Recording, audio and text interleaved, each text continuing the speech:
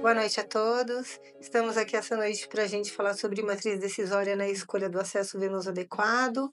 Eu sou Leilange, sou especialista de produtos aqui da Isomedical. E comigo eu tenho o Cleiton, enfermeiro Cleiton, especialista em acesso venoso. Cleiton, por favor, se apresente.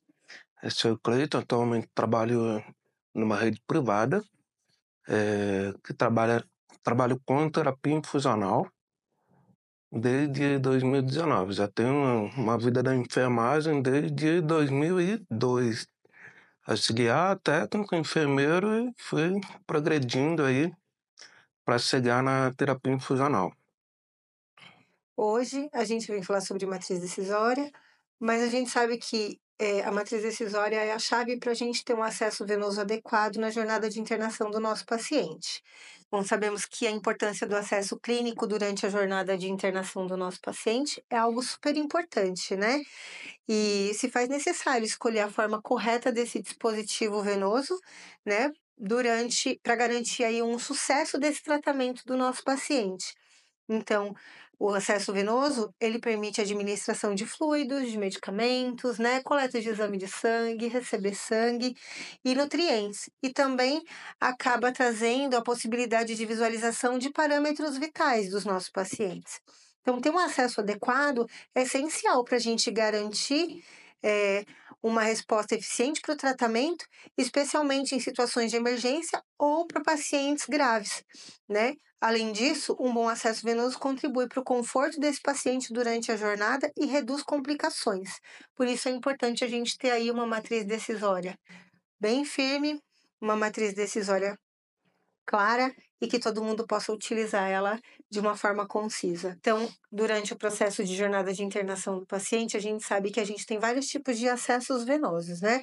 O acesso venoso periférico vem de encontro para o processo de internação, ou atendimento de pronto atendimento, coleta de exame de sangue, ou propriamente para uma estabilização de um quadro clínico mais crítico, até a decisão de um acesso adequado e que vai ficar aí nesse paciente por um longo tempo, né? O acesso venoso central, né? Esse é um catéter utilizado bastante durante o processo de internação para um paciente mais grave, ou que está numa UTI, ou que precisa de uma droga com pH alterado.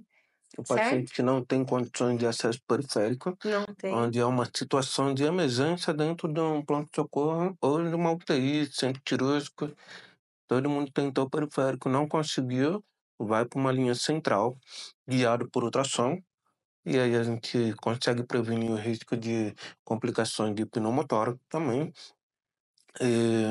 E vão entrar medicações, drogas vasoativas, expansão volêmica, que estabiliza o quadro clínico do paciente. Depois a gente também tem catéteres de acesso de linha média, né? Que é um catéter de inserção periférica, inserido na região do braço, mas que a ponta dele fica na região axilar ou subclávia, né? Esse é um catéter que fica periférico, que tem que ter drogas compatíveis para um vaso periférico, né? Mas que garante aí um acesso durante 30 dias durante o processo de internação desse paciente. E também temos catéteres de PIC, né? O catéter de PIC é um catéter bem utilizado hoje no Brasil e é um dispositivo que está em crescente utilização, né? Ele tem a finalidade de acesso venoso central, porque a sua ponta fica na junção cavo-atrial, então ele é central, mas ele é uma inserção periférica, né? É um catéter longo, mas ele pode ficar de 6 meses até 1 ano e meio, né, Cleiton? Durante o processo de internação desse paciente, né? Com uma terapia para uma osmolaridade mais alta ou vias de acesso exclusivas para receber alguma medicação. Tempo de antibiótico prolongado, para um paciente que tem osteomielite, que precisa de antibiótico para 90, 120, ou até perder de vista aí o tempo de antibiótico terapia, e o paciente que vai fazer quimioterapia que não quer fazer uma inserção do potocárdio. Então ele pode ter um catéter de PIC com a manutenção uma vez por semana no local que vai fazer a quimio. Quais são os critérios que a gente normalmente tem na escolha do acesso venoso, né. Então a gente vai falar um pouquinho agora sobre como montar, o que olhar na matriz decisória, né, que é o que o Clayton desenvolveu, é fantástico, é muito bonita. E mostra com clareza o dispositivo que a gente utiliza dentro de uma matriz decisória. Cleiton, conta pra gente um pouquinho da onde veio a necessidade de você buscar a construção da matriz decisória, para que você pudesse utilizar aí durante o seu trabalho e na instituição onde você atua. Então, a matriz decisória já tem, muitas evidências científicas, tem aplicativos que a gente baixa para saber qual tipo de catéter que a gente pode utilizar, a Michigan, eh, e também fala quais são os tipos de catéter que a gente tem que usar. Todo catéter tem seu momento, né. Então o periférico tem um momento dele, assim como o catéter central tem um momento dele também. Eu tinha muito a questão de trabalhar a flebite. Uhum, Então a gente tem que trabalhar a flebite indicando o catéter mais adequado. E muita gente não entende quais são as classificações de flebite e o porquê que acontece a flebite no paciente, uma vez que você põe um acesso periférico, você já está colocando um risco de desenvolver a flebite no paciente. uhum, O que desenvolve além disso? Então, aonde tem o pH do medicamento com o pH sanguíneo, que é 7,35 a 7,45. uhum. E a minha ideia é fazer com que aquele colega da ponta consiga entender o que é que ele está colocando dentro do paciente. Então, a gente foi juntando as imagens, fazendo um compilado para chegar a uma boa interpretação. A terapia infusional, ela já trabalha isso. Medicações, pH, é compatível, não é compatível. Então, trazer de uma forma visual e fácil para quem está lá na ponta entender. O que é alcalino, o que é ácido. Então, muita gente acha que o medicamento é só um remedinho, só que não é um remedinho, é um produto químico que a gente coloca dentro da corrente sanguínea do paciente. Ok. Seja ele para tentar trazer, o que a gente põe? Limão, vinagre. Alguém imagina que está recebendo limão ou vinagre dentro do vaso? Então, são muito ácidos. Mas, olhando por outro lado, uma medicação muito alcalina. O que seria esse tipo de medicamento? Um pH acima de 9. Ou seja, Cândida, soda cáustica. Alguém imagina que a gente está colocando dentro da rede venosa esse tipo de concentração? Então, para que seja uma melhor visualização, para quem está lá na ponta entender que vai causar uma lesão no endotélio do paciente, desenvolvendo a flebite. Consequentemente, se tiver extravasamento desse tipo de medicamento, vai causar lesão subcutânea, porque extravasou, saiu do vaso, né? Então, foi nesse sentido que eu tentei trazer as imagens. E olhando na internet, a gente tem várias réguas de pH. Lembrando que o, o ácido do estômago, ele corrói quando a gente está com soluço e fica aquela queimação. É isso que queima dentro da veia. Vinagre, limão, café, a água salgada, então bicarbonato de sódio, removedor de pelo. Toda mulher sabe que o removedor de pelo queima. Então aqui vamos transicionar isso, imaginar o que está acontecendo dentro da veia. Então, quais são as medicações que são muito ácidas? O antibiótico chamado vancomicina tem um Ok. pH de 2,4, né?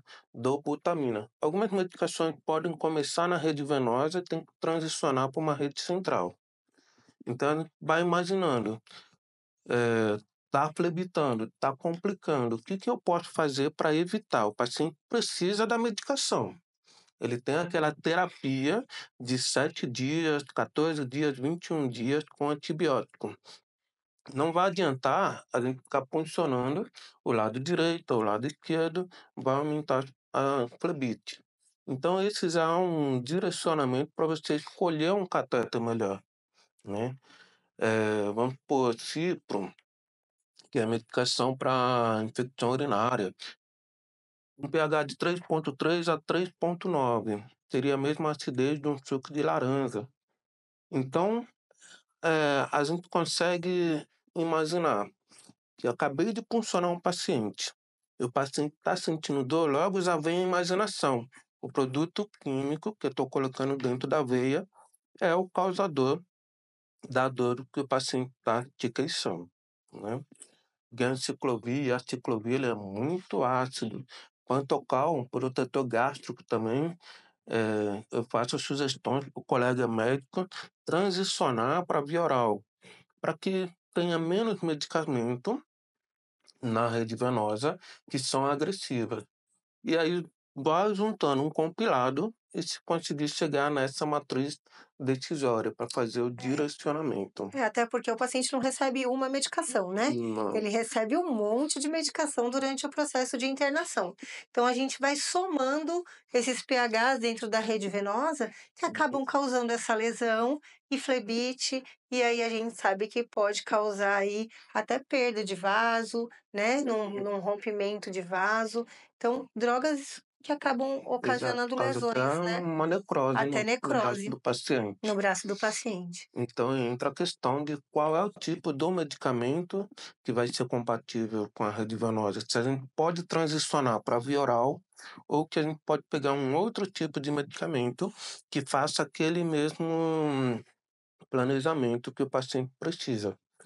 Eh, Também a gente tem a rede venosa do paciente. Quais as condições da rede venosa do paciente para receber uma medicação?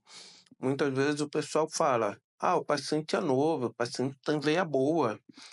Então esse não é um norte para você entender que vai causar flebite ou Claro. não. Então o paciente pode ter hoje uma veia boa, mas amanhã essa veia boa já te deteriorou e você não tem mais esse vaso. Hum, Aí quem fica sofrendo é o paciente, porque a enfermagem vai buscar fazer a punção. Nós temos um limite aí de até 4 tentativas de punção. Só que não precisamos esperar chegar nas 4 tentativas de punção, que o paciente já está direcionando, por exemplo, que ele é um paciente DIVA, que é difícil acesso venoso, ele já está sinalizando que a nossa insistência num catéter inadequado pode dar ruim. É. E O dentro da prognóstico pode instituição a ser gente quer o quê? negativo, né. Prevenir complicações. Ele já chegou com um tipo de patologia, não vamos dar outra patologia, outra complicação para ele, voltado ao dispositivo. A gente Tempo ta de terapia também. Quais são quando o paciente entra no pronto-socorro, se é puncionado o dorso da mão, fossa cubital, resolve o problema do paciente, ele já vai embora, ok.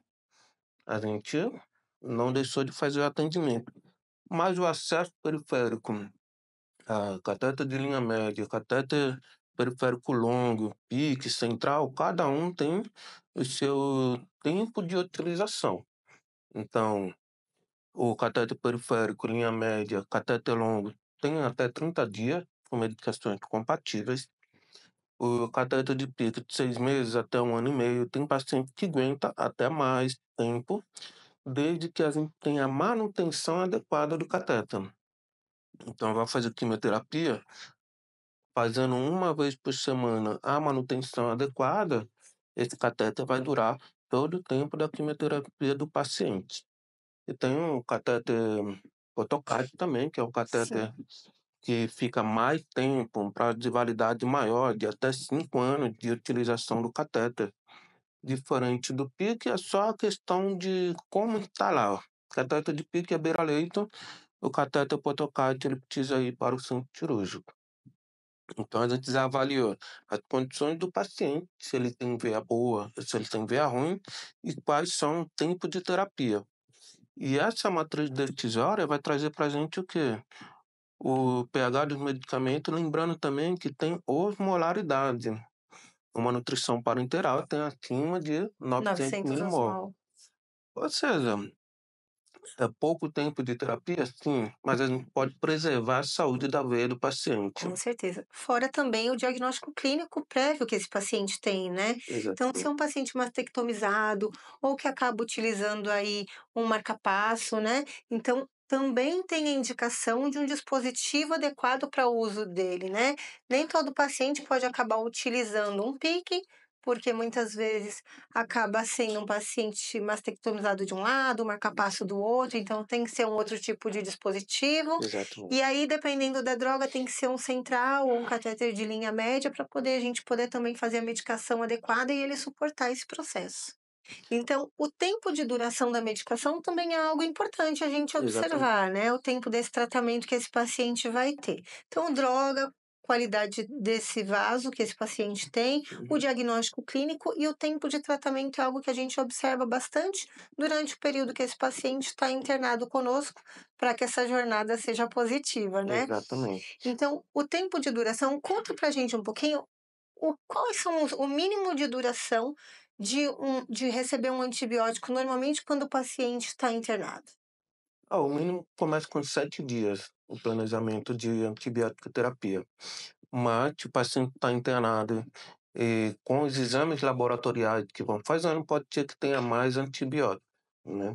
Então, as alterações desses medicamentos também acabam entrando no tempo de duração do dispositivo venoso para esse paciente. Exato. Ok, E aí tem aquele paciente que vai receber medicações com risco de flebite e medicações com risco de extravasamento e infiltrações, causando lesões. uhum. Então, para esses 2 tipos de medicamento, o enfermeiro ele tem autonomia, embora ele não perceba, ele tem autonomia para escolher junto com a equipe médica o melhor catéter, que o médico vai tratar a doença do paciente. O enfermeiro vai tratar o paciente. Ou seja, ele sabe que as condições do catéter, tá pérvia, não tá pérvia, se está no local adequado de punção ou não, quantas vezes aquele paciente foi puncionado. Isso a gente pode, lá na minha instituição, a gente discute na visita multi. Então a gente vê, ó, o paciente já é ruim de acesso, já foi puncionado várias vezes. Vamos indicar um catéter Sim, PIC? E isso é o que a matriz decisória traz pra gente. Um paciente que não tenha as condições venosas para você passar um catéter de PIC, ou que está um catéter de linha medilar, média? que é a linha média, catéter longo, aí a gente pode pensar num central, né? Tudo visando o que é melhor para o paciente, não o que é melhor para o enfermeiro. Sim, Porque se for o que é melhor para o enfermeiro, ele vai querer só o pique central o pique central e ou não vai pensar midline, né? muito no paciente. Então, assim, não tem necessidade de manter um catéter 24 horas, não utilizou o catéter. Pós 24 horas, não vai ter a utilização, a gente retira esse catéter do paciente. Isso eu estou falando do paciente que está internado, seja ele na UTI, na unidade clínica, não tem em nenhuma bibliografia que fale. O paciente vai ter um catéter se acaso ele precisar. Então isso não vai acontecer. Tem que ver qual o motivo que eu estou utilizando o dispositivo Então, venoso. realizar a busca ativa para remoção dos dispositivos venosos é algo super importante, para que a gente Exatamente, também possa trazer segurança e diminuir esses riscos de uhum, flebite ou de infecções de corrente sanguínea, dependendo do tipo de dispositivo para o paciente. exato. Ou até a indicação, vamos supor, o paciente, o catéter central e o PIC, ele não serve para coleta de sangue, ele é um Tá. plus. Então ele não pode ter um direcionamento, eu vou coletar sangue do paciente, eu vou indicar um catéter central para esse paciente. Não, acaba utilizando e tem que ter a manutenção adequada para lavar o catéter antes e após a medicação, a coleta de exames laboratoriais, porque também pode conter resíduo e você causar trombose, né, dentro do catéter, Sim. obstruindo o catéter. E uma coisa importante é que durante o processo de uso desses dispositivos, a gente tenhamos bundles de prevenção, né? Então, a Exatamente, a gente tem que manutenção. realizar a manutenção correta do dispositivo, bundle de prevenção, para a gente não ter infecção, tanto na inserção quanto nos cuidados, né? Exatamente, Curativos também, para a gente ficar atento e sempre estar aí observando a clínica desse paciente durante o uso do dispositivo, isso, porque a clínica também indica se esse dispositivo está de forma correta e sendo bem exatamente, utilizado durante o processo de internação do nosso paciente. exatamente. E a outros pacientes, qual paciente que você vai diretamente indicar um cateter de PIC e não central? Então, nessa matriz que eu coloquei lá na instituição, para a gente ter um direcionamento. Um paciente que tem insuficiência cardíaca, logo ele vai ter o uso da medicação dobutamina. Isso. A dobutamina tem um pH entre 2 e 3, eu não me Bem recordo ácido. agora. Então, assim, por longo tempo. Então, seria indicado de imediato a gente colocar um catéter de PIC nesse paciente. Um paciente de politrauma, um paciente queimado, Que né? tem um diagnóstico aí grave e que vai usar por um longo tempo, mais que 30 dias. Então, a gente já Exato. faria a escolha correta de um dispositivo de longa permanência, né? Um paciente tracostomizado ele já também não tem indicação de passão central. Não é que não vai passar um central nesse paciente, pode passar. Mas a manutenção, o curativo, seja ele na veia jugular, que é próximo da traqueia, ou na subclávia, que é próximo da traqueia, Sim, pode causar uma contaminação. O pico, como ele é posicionado no braço, ele fica longe de de locais um de sítio de contaminação. contaminação, né? Então já seria indicado você sugerir um pique no primeiro momento. Então, toda a matriz decisória que cada instituição vier fazer, vai fazer de acordo com a sua dor. Uhum. Aonde que eu preciso melhorar, aonde está doendo mais. E aí você consegue ter um direcionamento. Não está errado quem não tem matriz decisória? Não está errado, mas porque eles aprenderam dessa forma. Mas hoje, depois dessas orientações, não faz sentido não ter uma matriz decisória para você escolher o melhor cateter para o seu paciente. Ótimo, muito obrigada, Cleiton. Bom, a gente viu que a matriz decisória é algo super importante, né? E a gente vai discutir aqui quais são os principais desafios que a gente tem aí, alguns, né? Principais não, mas alguns desafios que a gente acaba tendo na escolha desse acesso venoso, né? A gente sabe que a falta de conhecimento, né, do profissional para a indicação do dispositivo é algo que acaba diminuindo aí o processo de escolha, né? Então, é comum a gente ver a falta da escolha correta e trazer aí problemas com tratamento interrompido ou iatrogenias causadas por medicações e dispositivos errados, né? Ou comum trazer flebites, tromboses, lesões endoteliais, né, causadas por medicações e uma troca de dispositivos sequencialmente, né, trazendo Exatamente. várias punções para esse paciente, né. Quantas punções nós queremos levar? É, bom, É, eu acho porque que entrar na ninguém instituição e gosta, né. receber somente uma punção. É muito mais E a confortável. terapia infusional trabalha isso, você olhar o paciente. Seria possível a gente ter um cateter do paciente do início da entrada dele do hospital até o dia que ele vai embora? É muito mais confortável, né. Exatamente. E muitas das vezes ultrapassa o limite que é recomendado de 4 punções. O paciente tem 6 punções, 8 punções. Na verdade, é ele sozinho tem que ter 4 punções, não conseguiu, chama alguém da terapia infusional para fazer uma punção guiada por ultrassom, se ele não for elegível a um catéter central, seja ele o catéter central de inserção central ou seja ele um catéter de PIC, que é catéter de PIC de inserção periférica. Vai ter múltiplas coletas de sangue, né? Então, esse a gente vai juntando os fatores para a gente indicar o melhor catéter. Quem não tem esse conhecimento acaba tendo o paciente Sendo puncionado desenvolvendo várias mais vezes. sofrimentos. É.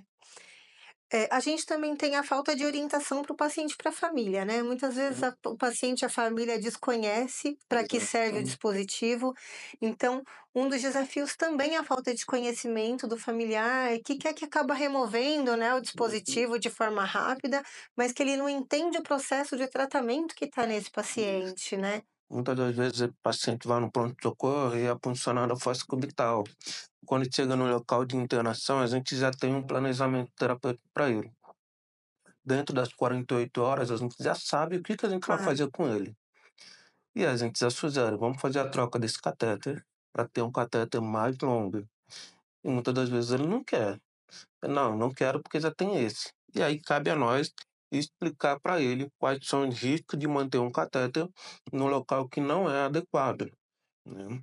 O uso também de um dispositivo de baixa qualidade, né, muitas vezes acaba se usando um dispositivo de baixa qualidade, né, e esse catéter aí acaba rompendo dentro de um vaso, né, Uhum. e aí causando lesões para esse paciente, né. Então, um dos principais desafios é realmente utilizar catéteres de boa qualidade, a gente sabe disso, né. Mas Exato, o mercado hoje apresenta para a gente vários tipos de dispositivos, e a gente sabe que há sim que ter critério na compra e na busca por uhum, dispositivos seguros para o processo de internação e de jornada clínica desse paciente, né. exato. Às vezes, o barato sai caro, né. Você É. comprar um material de baixa qualidade, você acaba comprometendo o seu atendimento. Só voltando na questão do familiar não saber, Hum, o que tem que ser explicado quando vai colocar um catéter central ou quando vai colocar um catéter PIC, qual é o passo a passo do procedimento. sim, Porque quando chega o médico para passar o central ou o enfermeiro para passar algum tipo de dispositivo, com aquele monte de campo estéreo, aparelho de ultrassom, coisa que ele nunca viu na vida, a sensação que ele tem é que a gente vai arrancar o braço dele, é mas verdade, a é gente põe de verdade. volta no lugar, não tem problema, faz a punção e ele fica com o catéter adequado. Sim, com Então é certeza. importante a enfermagem, a equipe médica orientar o paciente qual vai ser o tratamento e qual vai ser o dispositivo adequado. Ok. Outra coisa, um dos principais desafios que a gente tem também é entender a matriz decisória, né. Então, a Uhum. parte da enfermagem entender como que ela vai fazer a busca dentro da matriz decisória, né. Exatamente. O que vai ajudar o colega enfermeiro lá na ponta é o aprazamento que ele vai fazer. Então, quais são os medicamentos que vai entrar no paciente? Não é só determinar o aprazamento de horário. Esse aqui vai entrar às 8, esse às 10, esse meio-dia. É entender quais são os tipos de medicação que vai entrar, em qual horário vai entrar. Trabalhar junto com a farmácia também sinaliza se as medicações são compatíveis ou não com a rede Uhum. venosa, se é irritante, buscar o apoio dentro da instituição.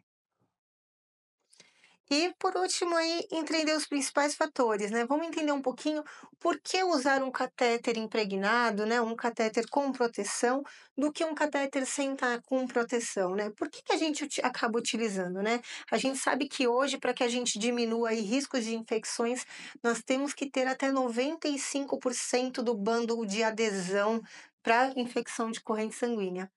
E por mais que tenhamos campanhas de educação dentro de um ambiente hospitalar, e é algo muito rígido realmente, a gente sabe que pode acontecer aí de ter uma quebra de barreira, né. Sim, Então o catéter impregnado vem com essa função de trazer mais uma proteção aí para dentro desse paciente, para que não ocorra esse risco de infecção, certo? É algo que está crescente, né, a gente vê que vários hospitais e de grandes portes, tanto públicos quanto privados, têm utilizado bastante os catéteres impregnados, e a gente precisa entender que não é apenas o processo de cuidar após uma infecção, mas sim o processo de prevenir.